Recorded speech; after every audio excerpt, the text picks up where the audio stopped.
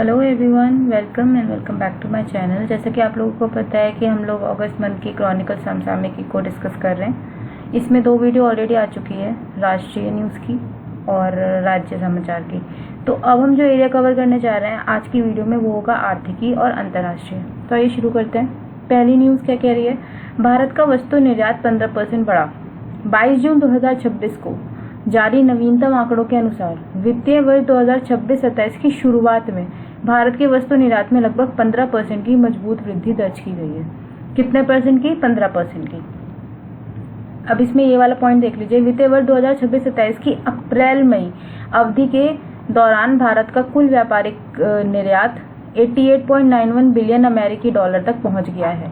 अब आपको ये इस वजह से याद रखने की जरूरत नहीं है क्योंकि ये पूरे साल का तो नहीं है, सिर्फ अप्रैल मई का है। तो अपने ध्यान में रख लीजिएगा बस कि 88.91 अमेरिकी डॉलर तक पहुंच गया है।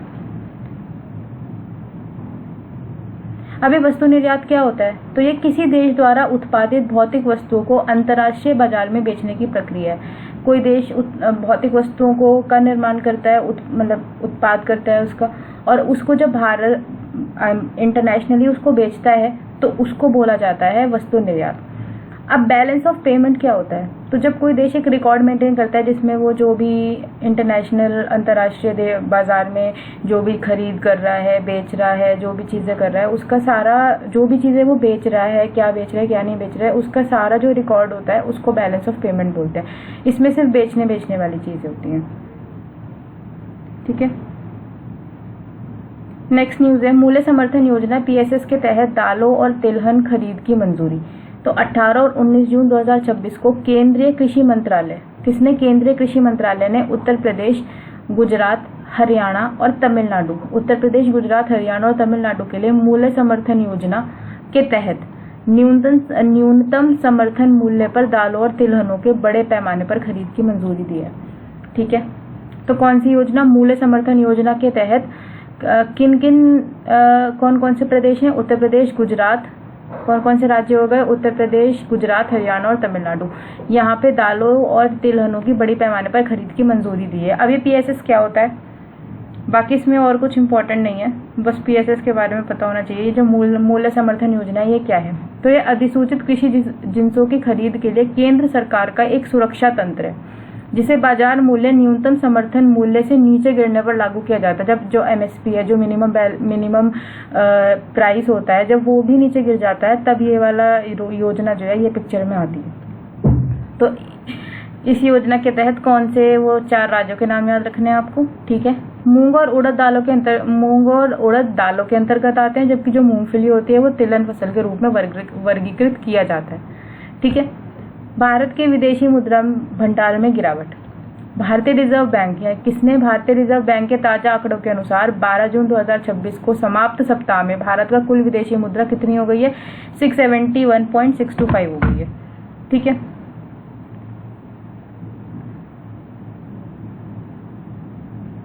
लेकिन अभी भी जो भारत है वो कौन से स्थान पर बरकरार है? 4थे स्थान पर बरकरार है। गिरावट जरूर हुई है बट अभी भी वो 4थे स्थान पर बरकरार है। और एक बार 27 फरवरी को सबसे ज़्यादा ऊंचा गया था, हाई हुआ था। भारत का विदेशी मुद्रा भंडार 27 फरवरी को 728.494 अरब डॉलर के सर्वकालिक उच्च स्तर पर पहुंच गया था। ठीक है। और इसमें कुछ याद रखने की जरूरत नहीं है। बस ये क्यों हो रहा है? क्योंकि गोल्ड के कुल गिरावट का सबसे बड़ा कारण गोल्ड रिजर्व का मूल्य कम होना है। ये कमी मात्रा कम होने से नहीं बल्कि वैश्विक बाजार में सोने की कीमतों में आए सुधार के कारण हुई है। ठीक है। नेक्स्ट न्यूज़ है आगरा में पहले ब्रिक्स MSME फोरम की मेजबानी। बस इतना ही याद रखना है कि 19 जून 2026 को सूक्ष्म, लघु और मध्य उद्यम MSME मंत्रालय उत्तर प्रदेश के ऐतिहासिक शहर आगरा में प्रथम ब्रिक्स MSME फोरम और तीसरी MSME वर्किंग ग्रुप की मेजबानी की। ठीक है। तो प्रथम MSME फोरम की और तीसरी MSME वर्किंग ग्रुप की मेजबानी की। ठीक है। इसकी थीम क्या थी? लचीलापन, नवाचार, सहयोग और स्थिरता के लिए निर्माण। और शामिल देश हमें पता ही है कौन कौन से हैं? ब्राजील, रूस, भारत, चीन, दक्षिण अफ्रीका, मिस्र, Ethiopia, Indonesia, Iran, Saudi Arab, UAE, Belarus, Bolivia, Cuba, Kazakhstan, Malaysia, Nigeria, Thailand, Uganda, Uzbekistan और वियतनाम। इनके नाम याद रखने हैं आपको, ठीक है। नेक्स्ट न्यूज़ क्या कहती है? 16 जून 2026 को वाणिज्य और उद्योग मंत्री कौन है? हमारे पीयूष गोयल। वाणिज्य और उद्योग मंत्री कौन है?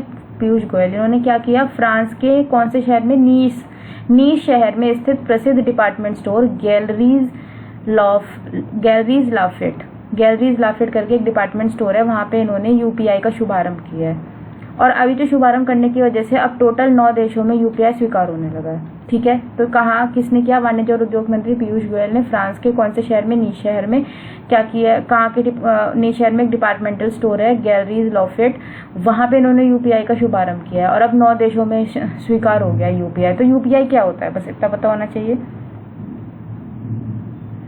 किसने विकसित किया है इसको? यह भारतीय राष्ट्रीय भुगतान निगम एनपीसीआई द्वारा विकसित एक तत्काल रियल टाइम भुगतान प्रणाली है। ये याद रखना है, ये एक तत्काल रियल टाइम भुगतान प्रणाली है, मतलब तुरंत के तुरंत भुगतान हो जाता है।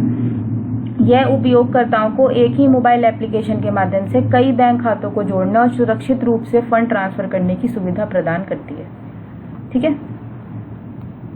नेक्स्ट न्यूज़ क्या है? स्पेसएक्स दुनिया की 5वीं सबसे मूल्यवान कंपनी बनी। तो इसमें बस आपको याद रखना है कि 16 जून 2026 को एलन मस्क द्वारा 2002 में स्थापित स्पेसएक्स जो है अमेजॉन को पीछे छोड़ते हुए बाजार पूंजीकरण के मामले में दुनिया की 5वीं सबसे मूल्यवान कंपनी बन गई है। और इसने किसको पीछे छोड़ा है? 5वीं बनी है ये, ठीक है। तो इसने किसको पीछे छोड़ा है? अमेजन को, ठीक है।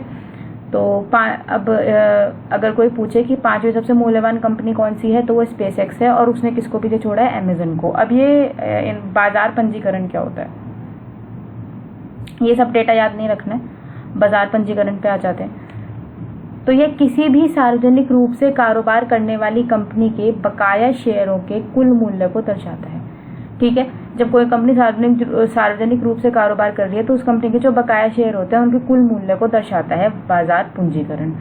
इसकी गणना कैसे होगी? कंपनी के कुल शेयरों की संख्या, जितने कुल शेयर हैं उनकी संख्या को उसके प्रति शेयर के वर्तमान बाजार मूल्य से गुणा करके, ठीक है, यानी कि मल्टीप्लाई करके। भारत में नया उत्पादक मूल्य सूचकांक पीपीआई जारी। 15 जून 2026 को भारत सरकार द्वारा नया उत्पादक मूल्य सूचकांक पीपीआई डेटा और संशोधित थोक मूल्य सूचकांक डब्ल्यूपीआई श्रृंखला आधिकारिक तौर पर जारी की गई। एक तो नया उत्पादक मूल्य सूचकांक डेटा और संशोधित थोक मूल्य सूचकांक डब्ल्यूपीआई श्रृंखला आधिकारिक तौर पर जारी की गई। इनका आधार क्या होगा? सरकार ने अर्थव्यवस्था को सटीक स्थिति मापने के लिए पीपीआई और संशोधित डब्ल्यूपीआई का आधार जो रखा है ना, वो 2022-23 निर्धारित किया। मतलब इसके बेसिस पे कैलकुलेशन होगी।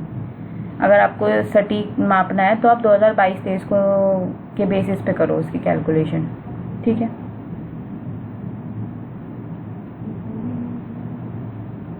अब क्वेश्चन ये उठता है कि पीपीआई क्या होती है। इसमें थोड़ी टिपिकल लैंग्वेज लिखी है।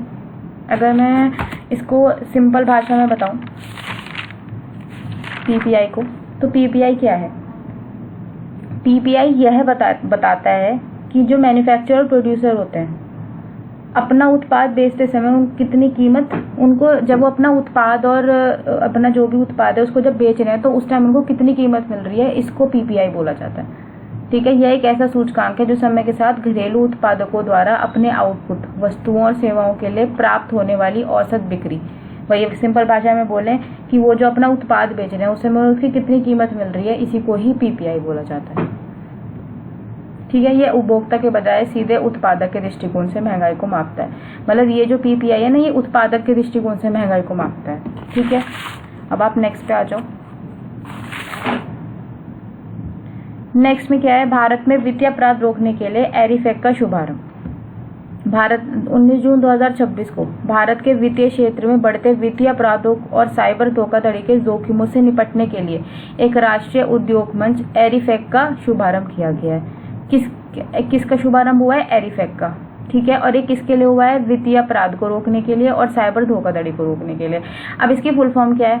Alliance of reporting entities in AML और CFT, ठीक है। AML का मतलब क्या हो गया, एंटी मनी लॉन्ड्रिंग। AML का मतलब तो हो गया एंटी मनी लॉन्ड्रिंग, और CFT का मतलब क्या हो गया, आतंकवाद के वित्त पोषण का मुकाबला। ठीक है। इसका संचालन और प्रबंधन कौन करेगा, ये याद रखना है। तो इसका जो संचालन करेगा, इस महत्वपूर्ण पहल के सचिवालय का जो प्रबंधन करेगा वो payments council of India PCI और फिनटेक कन्वर्जेंस काउंसिल FCC द्वारा संयुक्त रूप से किया जाएगा। ये दोनों मिलकर करेंगे। ठीक है। तो क्या पढ़ना है इसमें कि भारत ने वित्तीय अपराध को और साइबर धोखाधड़ी को रोकने के लिए किसका शुभारंभ किया है, एरिफेक का। इसकी फुल फॉर्म क्या है, alliance of reporting entities in AML CFT। AML की फुल फॉर्म है एंटी मनी लॉन्ड्रिंग, और CFT को क्या बोलते हैं, आतंकवाद के वित्त पोषण का मुकाबला। इनका प्रबंधन कौन कर रहा है, PCI और FCC मिलकर कर रहे हैं। PCI की फुल फॉर्म हो गई payments counselling of India, FCC की फुल फॉर्म हो गई फिनटेक कन्वर्जेंस काउंसिलिंग।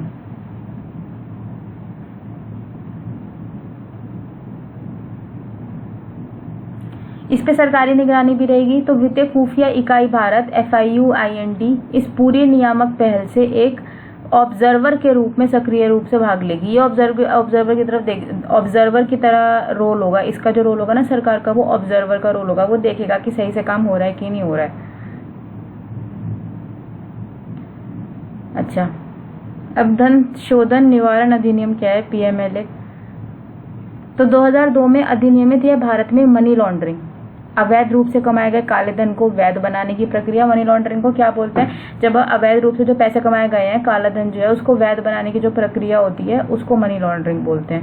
तो ये जो एक्ट है ये क्या करता है, 2002 में अधिनियमित यह भारत में मनी लॉन्ड्रिंग को रोकने और इससे जुड़ी संपत्तियों को जब्त करने के लिए बनाया गया एक सख्त कानून है। और इसकी मुख्य जांच एजेंसी कौन है, ED, प्रवर्तन निदेशालय इसकी मुख्य जांच एजेंसी है। तो इस एक्ट का काम क्या है, मनी लॉन्ड्रिंग और जो भी संपत्ति मतलब जो भी से जुड़ी संपत्तियां हैं उसको जब्त करने का काम करता है। ठीक है, करने के लिए एक कानून बनाया गया है और इसका जो मुख्य एजेंसी है वो है ED। SBI द्वारा सरकार को 8,813 करोड़ का लाभांश मिला है। तो 8 जून 2026 को भारतीय स्टेट बैंक ने वित्तीय वर्ष 2025-26 के शानदार प्रदर्शन के लिए केंद्र सरकार को एक बड़े लाभांश का चेक सौंपा। कितने का, 8,813 करोड़ का। ठीक है। अब ये जो लाभांश है ये किस तरीके का पैसा होगा, तो यह बड़ा लाभांश केंद्र सरकार को गैर कर राजस्व यानी कि नॉन टैक्स रेवेन्यू का एक महत्वपूर्ण हिस्सा बनेगा। क्योंकि ये कोई टैक्स लगा के पैसा थोड़ी मिला सरकार को, ये तो SBI ने खुद से दिया है, उसको रिवॉर्ड दिया है, तो ये नॉन टैक्स रेवेन्यू ही हो गया। ठीक है, जिसका उपयोग विकास कार्यों में किया जाएगा। डिविडेंड होता क्या है, लाभांश होता क्या है, तो लाभांश किसी कंपनी या वित्तीय संस्थान द्वारा अपने अर्जित मुनाफे में से अपने शेयर धारकों को दिए जाने वाला नगद पुरस्कार है। जब उन्हें मुनाफा होता है तो उनके शेयर धारक है उनको नगद पुरस्कार देता है जब भी उनको फायदा होता है कोई। तो सार्वजनिक क्षेत्र के बैंकों में सरकार सबसे बड़ी शेयर धारक होती है। जब सार्वजनिक क्षेत्र के जो बैंक होते हैं उसमें सरकार सबसे बड़ी शेयर धारक होती है, इसलिए उस मुनाफे का एक बड़ा हिस्सा लाभांश के रूप में प्राप्त होता है। क्योंकि वही सबसे बड़ी शेयर धारक है तो उसे ही लाभांश का बड़ा हिस्सा प्राप्त होगा हमेशा।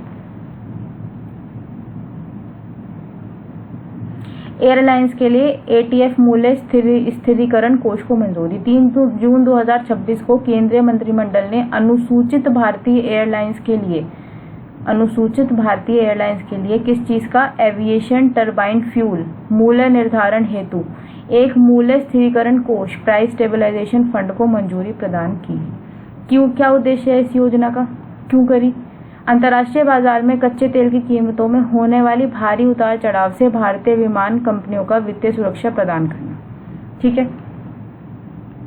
अब ये ATF है क्या, ATF के बारे में पता होना चाहिए। एविएशन टरबाइन फ्यूल, यह एक प्रकार का अत्यधिक परिष्कृत केरोसिन मिट्टी का तेल आधारित ईंधन है जिसका उपयोग विमानों, हवाई जहाजों के जेट इंजनों को शक्ति प्रदान करने के लिए किया जाता है। विमानन कंपनियों को कुल परिचालन लागत का 40% से 50% हिस्सा केवल ATF पर खर्च होता है, इसलिए इनकी कीमतों में कोई भी वृद्धि सीधे एयरलाइंस के मुनाफे को प्रभावित करती है क्योंकि बहुत महंगा होता है ना।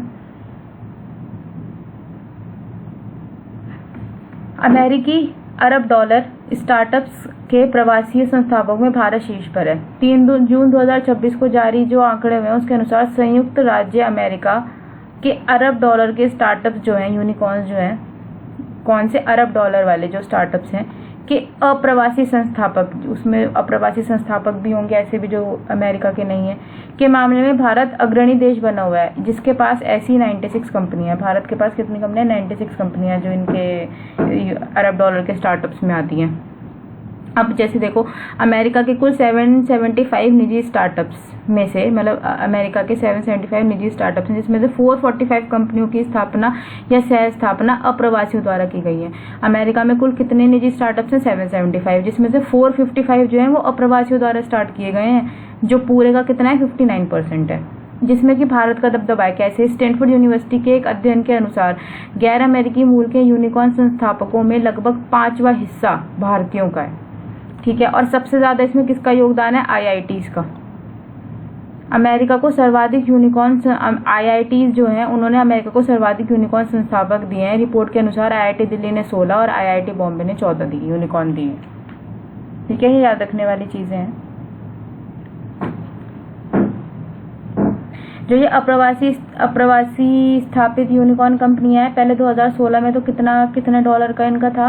$168 बिलियन था। 2026 में कितने हो गया? $5 ट्रिलियन हो गया इनका सामूहिक मूल्य। यूनिकॉर्न क्या होता है? तो उद्यमशीलता और वित्तीय शब्दावली में यूनिकॉर्न उस निजी स्वामित्व वाली स्टार्टअप कंपनी को कहा जाता है जिसका कुल बाजार मूल्यांकन, जिसकी वैल्यू कितनी हो गई है आज की डेट में? $1 बिलियन, $1 अरब या उससे अधिक हो जाती है जब, तो वो यूनिकॉर्न कंपनी कहलाने लगती है।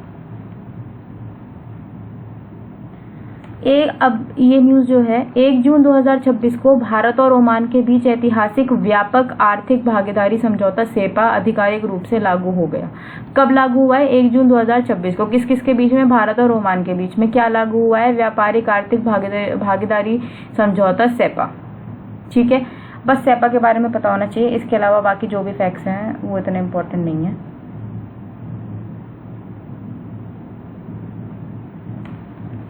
सेपा क्या है? व्यापक आर्थिक भागीदारी समझौता क्या है? यह एक प्रकार का मुक्त व्यापार समझौता है जो वस्तुओं और सेवाओं के व्यापार, निवेश, बौद्धिक संपदा अधिकारी और प्रतिस्पर्धा को कवर करता है। यह साधारण एफटीए की तुलना में अधिक व्यापक होता है क्योंकि यह केवल टैरिफ कम करने तक सीमित नहीं रहता, बल्कि आर्थिक साझेदारी के सभी पहलुओं पर विचार करता है।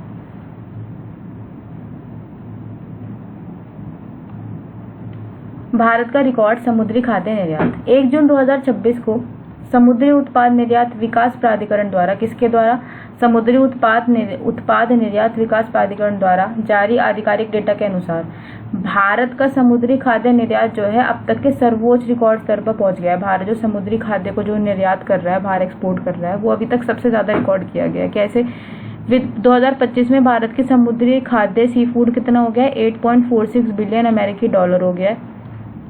मतलब अभी फिलहाल मतलब कितना चल रहा है? $8.46 मिलियन चल रहा है, जो कि कितना है? इतना करोड़ है कि उच्चतम स्तर, मतलब सबसे इस टाइम में सबसे हाईएस्ट पीक पे है एक्सपोर्ट में। इतना ज्यादा एक्सपोर्ट कर चुका है, इतनी वैल्यू का। यह बड़ी उपलब्धि भारत की तटीय अर्थव्यवस्था को मजबूत करने और मत्स्य पालन क्षेत्र में रोजगार सृजन का भारी प्रोत्साहन प्रदान करती है। अभी जो बड़ी उपलब्धि है, मतलब इतना पैसा, इतना भारी मात्रा में वैल्यू का एक्सपोर्ट कर रहे हैं, तो ये क्या कर रही है? भारत की तटीय अर्थव्यवस्था को मजबूत करेगी। ठीक है, और मत्स्य पालन क्षेत्र में रोजगार भी मिलेगा, प्रोत्साहन भी प्रदान होगा। लोग जब इतना वो बिकेगा, एक्सपोर्ट होगा, तो लोगों को फिर लगेगा कि हाँ, हमें इसमें काम करना चाहिए। एमपेडा क्या होता है? समुद्री उत्पाद निर्यात विकास प्राधिकरण। समुद्री उत्पाद निर्यात विकास प्राधिकरण। एमपीडीए भारत सरकार के वाणिज्य और उद्योग मंत्रालय के अधीन एक वैधानिक निकाय है। किसके अधीन आता है ये? वाणिज्य और उद्योग मंत्रालय के अधीन आता है ये। इसकी स्थापना 1972 में की गई थी। कब हुआ था इसकी स्थापना? 1972 में। इसका मुख्य कार्य भारत में सभी प्रकार के समुद्री उत्पाद, सभी प्रकार के, उनको निर्यात को बढ़ावा देना और उससे विनियमित करना है। बढ़ावा देना और उसको मतलब उससे रिलेटेड रूल बनाना है। भारत और कनाडा के बीच $50 अरब का व्यापार लक्ष्य। नॉट इम्पोर्टेंट, रीड कर लेना बस, इतना इम्पोर्टेंट नहीं है।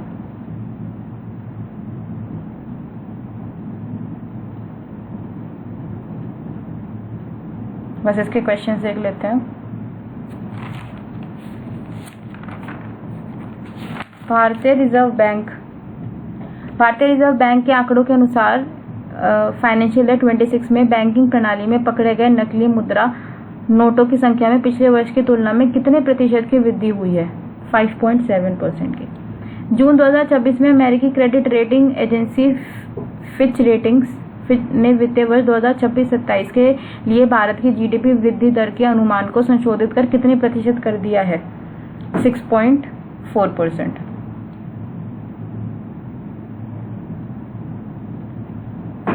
भारत सरकार की भव्य योजना के तहत राज्यों में अत्याधुनिक प्लग एंड प्ले औद्योगिक पार्क विकसित करने के लिए केंद्र और राज्य के बीच साझेदारी का वित्तीय मॉडल अनुपात क्या निर्धारित किया गया है? 51:49। जून 2026 में ओमान के पास मसीरा के अपतटीय क्षेत्र में किस देश के ध्वज वाले व्यापारिक जहाज MT मैरिविक्स पर मिसाइल हमले के बाद भारतीय तटरक्षक बल और ओमान नौसेना ने संयुक्त अभियान चलाकर चालक दल को बचाया है? पलाऊ। वर्तमान आर्थिक परिदृश्य में मई 2026 में हुए रिकॉर्ड कर संग्रह को मुख्य रूप से देश में किस सकारात्मक कारक का स्पष्ट संकेत माना जा रहा है? मजबूत आर्थिक गतिविधियां और बढ़ती उपभोक्ता मांग। ठीक है, अब हम आ जाते हैं अंतर्राष्ट्रीय न्यूज पे। चीन द्वारा अमेरिकी फर्मों पर निर्यात नियंत्रण। रीड करना।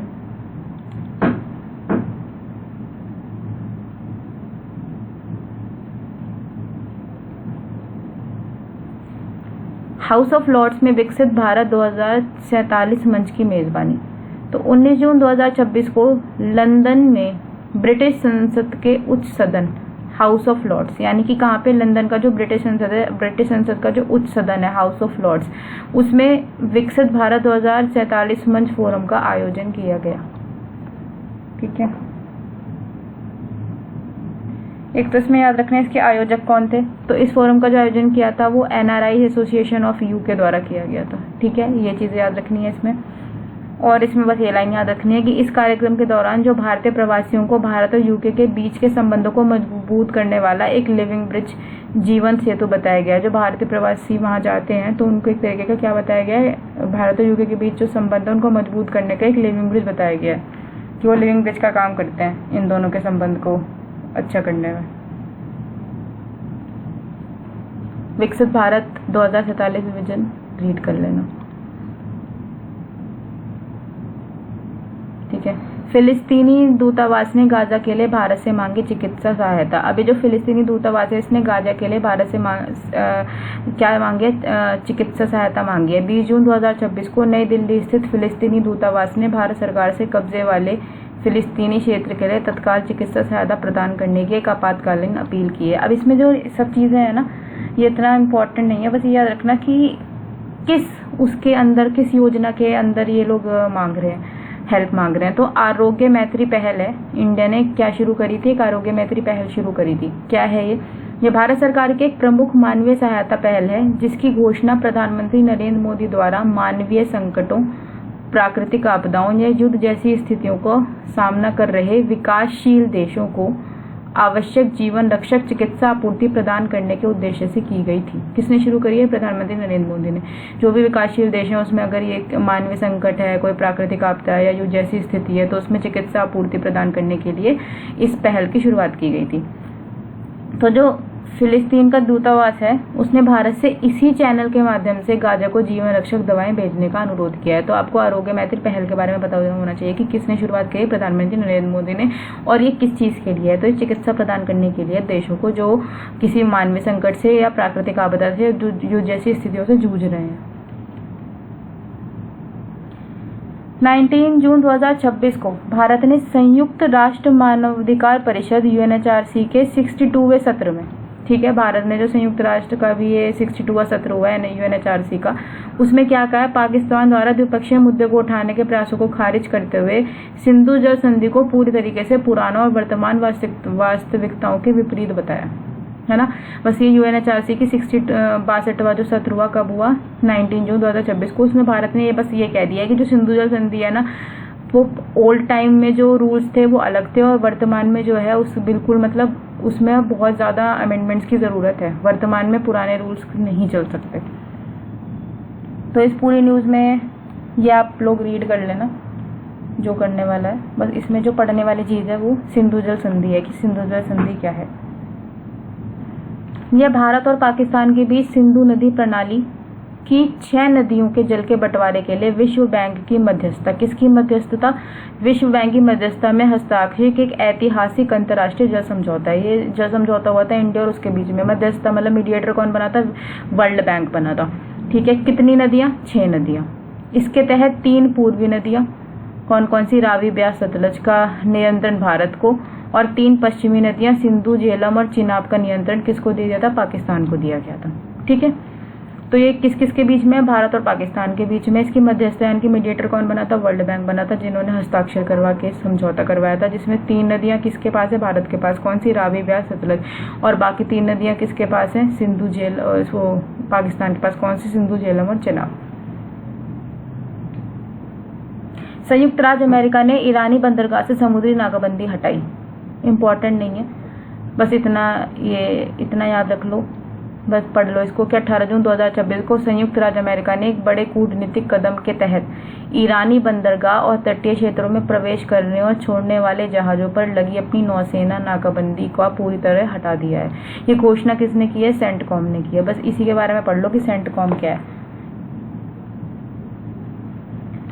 सेंटकॉम क्या है? एक अमेरिकी सेंट्रल कमांड है। यह संयुक्त राज्य अमेरिका के रक्षा विभाग का एक प्रमुख लड़ाकू कमान, यूनिफाइड कॉम्बैटेंट कमांड है, जिसका मुख्य अधिकार क्षेत्र मध्य पूर्व, वेस्ट एशिया, मध्य एशिया और मिस्र सहित रणनीतिक रूप से संवेदनशील समुद्री और तलीय क्षेत्रों को सुरक्षा और अमेरिकी सैन्य अभियानों की निगरानी करना है। इसका काम ये है।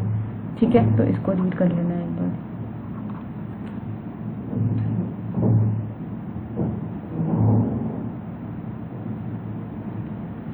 अब अमेरिका और ईरान के बीच ऐतिहासिक समझौता ज्ञापन। ये न्यूज़ अगर हम जून के टाइम में पढ़ रहे होते तब तो ये इम्पोर्टेंट होती, बट अब दोबारा से इन दोनों के बीच में युद्ध स्टार्ट हो गया है, तो अब इस न्यूज़ में कुछ भी इम्पोर्टेंट नहीं है।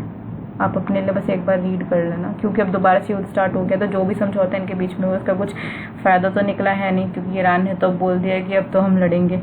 बस हॉर्मूज़ के बारे में थोड़ा पढ़ लो कि यह ओमान की खाड़ी और फारस की खाड़ी के बीच स्थित दुनिया का सबसे महत्वपूर्ण रणनीतिक समुद्री जलमार्ग है। किस किस के बीच में? ओमान की खाड़ी और फारस की खाड़ी के बीच। वैश्विक ऊर्जा आपूर्ति के लिए यह मार्ग अत्यंत संवेदनशील है। किसके लिए? वैश्विक ऊर्जा आपूर्ति के लिए। यह सब लोगों की ऊर्जा आपूर्ति के लिए, एनर्जी के लिए, मतलब यहाँ से पेट्रोल, डीजल, सब गैसेस वगैरह सब चीज़ें जाती हैं, तो इसलिए ये अत्यंत संवेदनशील है, क्योंकि दुनिया का लगभग 1/3 तरल प्राकृतिक गैस और कुल पेट्रोलियम निर्यात का एक बड़ा हिस्सा इसी संकीर्ण जल मंडरू मध्य से होकर गुजरता है। जल डमरू मध्य से होकर गुजरता है, भाई इसी रास्ते से होकर गुजरता है। जितना भी तरल गैस और पेट्रोल का जितना भी बड़ा हिस्सा है वो सारा यहीं से होकर गुजरता है। तो ये तो बहुत इंपॉर्टेंट है। किस किस के बीच में? ओमान की खाड़ी और फारस की खाड़ी के बीच में। भारत अमेरिका द्विपक्षीय बैठक। 18 जून 2026 को प्रधानमंत्री नरेंद्र मोदी और अमेरिकी राष्ट्रपति डोनाल्ड ट्रंप ने फ्रांस के एवियन में, कहाँ पे? जो G7 समिट हुई है वो कहाँ पे हुई है? फ्रांस के एवियन में हुई है। वहाँ पे इन्होंने द्विपक्षीय बैठक की। व्यापार समझौते में प्रगति। अंतरिम मुक्त व्यापार समझौते की दिशा में काफ़ी तेजी आई। दोनों नेताओं ने भारत अमेरिका के तहत हुई महत्वपूर्ण प्रगति की समीक्षा की। अब मतलब ये जो न्यूज़ है ना, इसमें कुछ ऐसा एग्जैक्ट तो बताया नहीं है, तो इसको रीड करने का ही है ये पूरा, तो उसके एक बार रीड कर लेना। एक तो व्यापार से रिलेटेड बात करी इन्होंने, और H1B वीज़ा से रिलेटेड बात करी इन्होंने। वैश्विक सुरक्षा और ऊर्जा से रिलेटेड बात करी इन्होंने।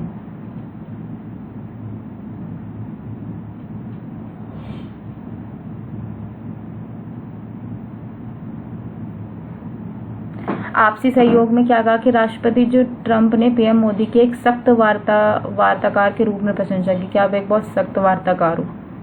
ठीक है, और रक्षा तथा प्रौद्योगिकी क्षेत्र में फैली अपनी चल रही रणनीतिक साझेदारी की पुष्टि की।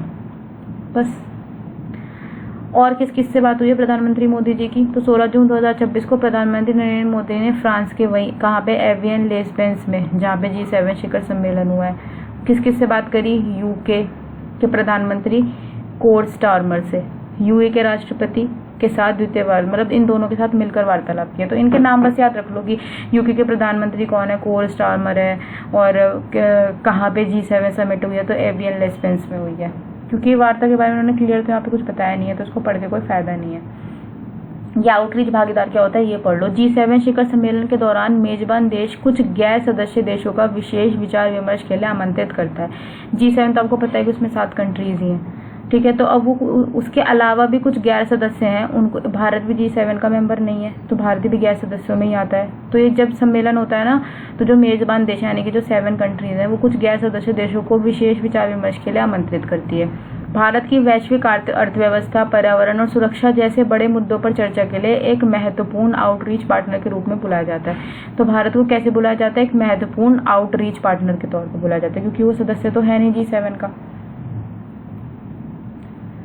2026 का जो G7 सम्मेलन हुआ, शिखर सम्मेलन, कब से कब तक था? 15 से 17 जून तक था, ठीक है। कहाँ पे था? फ्रांस के एवियन लेस्बेंस में आयोजित हुआ।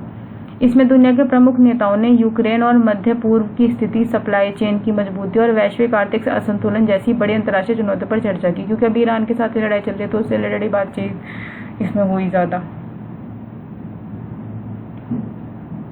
ये सारे पॉइंटर्स में कुछ भी नहीं है, ये रीड करने वाले ही हैं सारे पॉइंटर्स, क्योंकि क्लियर कुछ इसमें बताया तो है नहीं इन्होंने।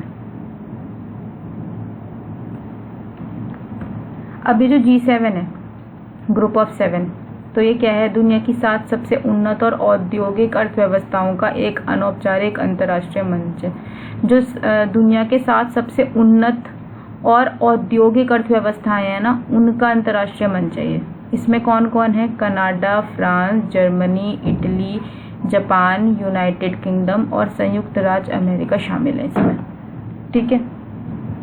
इसमें एक चीज़ और याद रखना कि सबसे पहले ना जो ये G7 था, ये पहले G7 नहीं था, ये G6 था। तो 1975 में तो ये G6 था, ठीक है।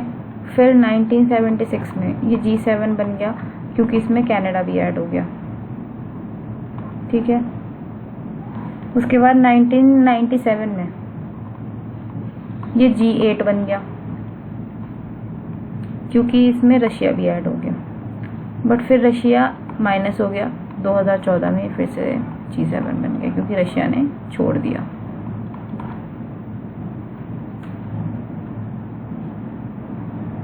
ठीक है। अब पीएम मोदी की स्लोवाकिया यात्रा और व्यापक साझेदारी। तो 15 जून 2026 को प्रधानमंत्री नरेंद्र मोदी ने स्लोवाकिया की ऐतिहासिक राजकीय यात्रा की।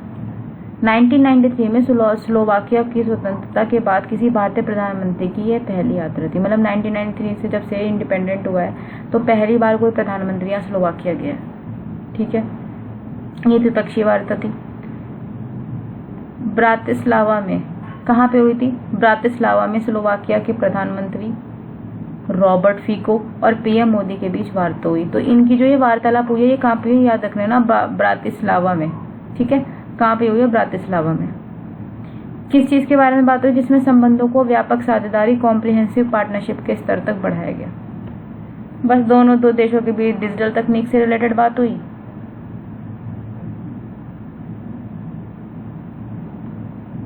और स्लोवाकिया ने क्या करा है? विस्तारित संयुक्त राष्ट्र सुरक्षा परिषद यूएनएससी में भारत की स्थायी सदस्य का भी समर्थन किया। अब यूएनएससी क्या है, बस ये याद रखना है। तो वर्तमान में यूएनएससी में केवल 5 स्थायी सदस्य हैं। कौन कौन है भाई यूएनएससी में? भारत, ब्राजील, जर्मनी और जापान, G4 देश। लंबे समय से परिषद के विस्तार की मांग कर रहे हैं, ताकि यह समकालीन भू राजनीतिक वास्तविकताएं और विकासशील देशों के प्रतिनिधित्व को बेहतर ढंग से प्रतिबिंबित कर सके। मतलब एक्सटेंशन चाह रहे हैं, बट फिलहाल के लिए अभी इसमें सिर्फ 5 सदस्य हैं, भारत, ब्राजील, जर्मनी और जापान, ठीक है।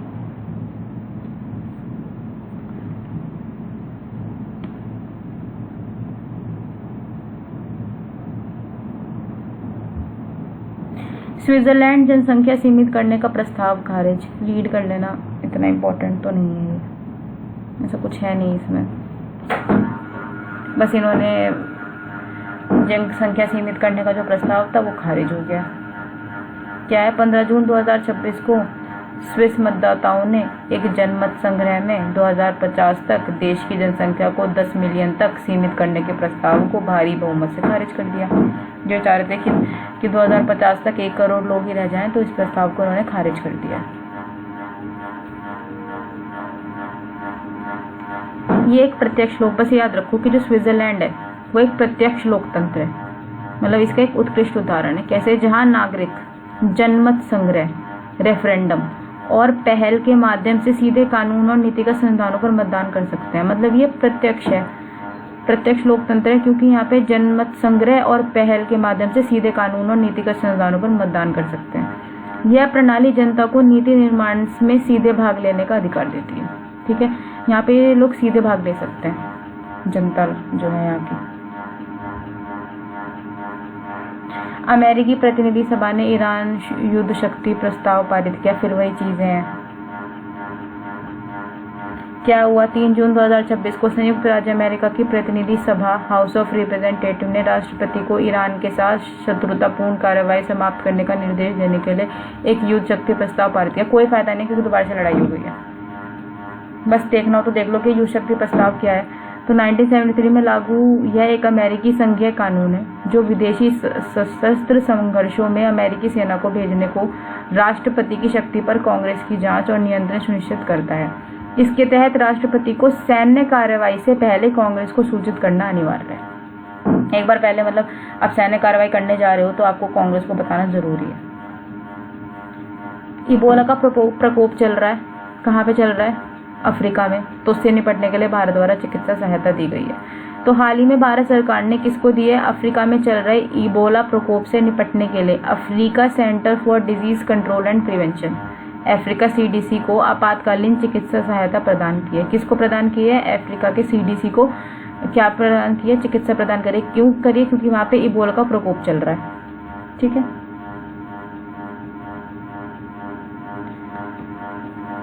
युगांडा में भारत के उच्चायुक्त उपेंद्र सिंह रावत ने मेडिकल सप्लाईज और सुरक्षात्मक उपकरणों की पहली खेप अफ्रीकी CDC के पूर्वी अफ्रीका क्षेत्रीय समन्वय केंद्र को सौंपी। मतलब वो एक कंसाइनमेंट जा भी चुका है, एक राउंड हो चुका है। खेप की सामग्री, जो पहली खेप दी उसमें क्या क्या सामग्री है, तो इस आपातकालीन सहायता में मुख्य रूप से डायग्नोस्टिक किट है जो पता लगाए कि बोला है कि नहीं है, चिकित्सक दवाएं हैं, संक्रमण नियंत्रण सामग्री है और व्यक्तिगत सुरक्षा उपकरण PPE शामिल है, जिनका उपयोग कॉन्गो लोकतांत्रिक गणराज्य DRC में बुंडीबुग्यो इबोला प्रकोप से लड़ने के लिए किया जाएगा। ठीक है, कौन सा है ये, बुंडीबुग्यो इबोला प्रकोप, ये याद रखना है। बुंडीबुग्यो इबोला प्रकोप है, इस चीज का याद रखना है आपको। ये PPE किट इसलिए दी गई है इसका उपयोग मेनली किस लिए किया जाएगा, कॉन्गो लोकतांत्रिक गणराज्य जो DRC है, वहां पे कौन सा इबोला प्रकोप हो रहा है, बुंडीबुग्यो इबोला प्रकोप हो रहा है, वहां से लड़ने के लिए किया जा रहा है। बस ये याद रखना है।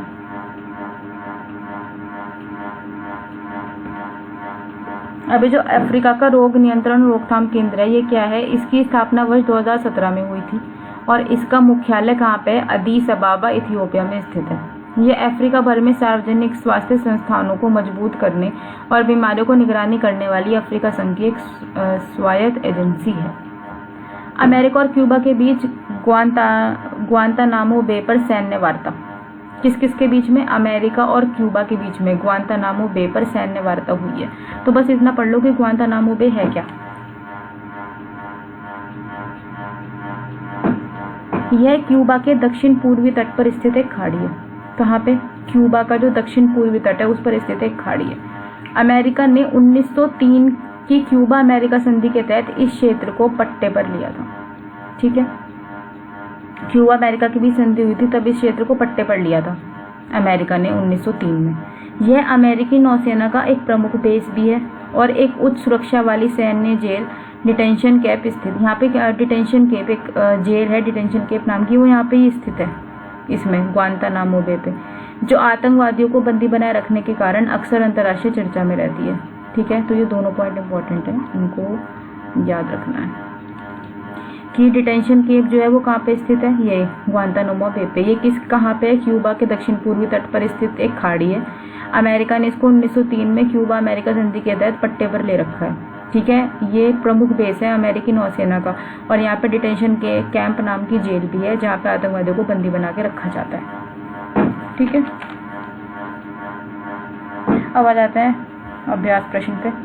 जून 2026 में अपनी यूरोपीय यात्रा के दौरान प्रधानमंत्री नरेंद्र मोदी और फ्रांसीसी राष्ट्रपति, कौन है फ्रांसीसी राष्ट्रपति, इमैनुअल मैक्रोन, संयुक्त रूप से किस कार्यक्रम का उद्घाटन किया जो दोनों देशों के स्टार्टअप्स और निवेशकों को जोड़ेगा, भारत इनोवेट्स। ठीक है, तो फ्रांस के राष्ट्रपति का नाम याद रखना है।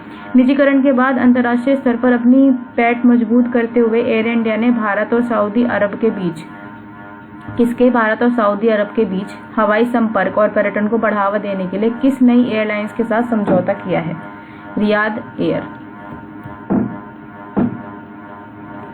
दक्षिण कोरिया के राष्ट्रपति, कौन है दक्षिण कोरिया के राष्ट्रपति, ली जे म्यूंग ने हाल ही में देश की तकनीकी और डिजिटल उद्योग विशेषज्ञ हान सोंग सूक, कौन है डिजिटल उद्योग विशेषज्ञ, कौन है हान सोंग सूक है, को नया प्रधानमंत्री नामित किया है। ठीक है, तो किसने, दक्षिण कोरिया के नए प्रधानमंत्री कौन है, हान सोंग सूक। मंजूरी मिलने पर वे देश के इतिहास में कौन से नंबर की महिला प्रधानमंत्री बनेंगी, तो अभी जो प्रधानमंत्री होंगी वो कौन से नंबर की होंगी, दूसरे नंबर की। ठीक है, तो दक्षिण कोरिया के राष्ट्रपति का नाम क्या है, ली जे म्यूंग। इन्होंने किसको प्रधानमंत्री नियुक्त किया है, हान सोंग सूक को। कौन से नंबर की है ये, सेकेंड नंबर की, बस ये याद रखना। ठीक है, तो आज की वीडियो यहीं समाप्त करते हैं। अगर वीडियो अच्छी लगी हो तो प्लीज़ आप लाइक शेयर सब्सक्राइब कर दीजिएगा। Thank you.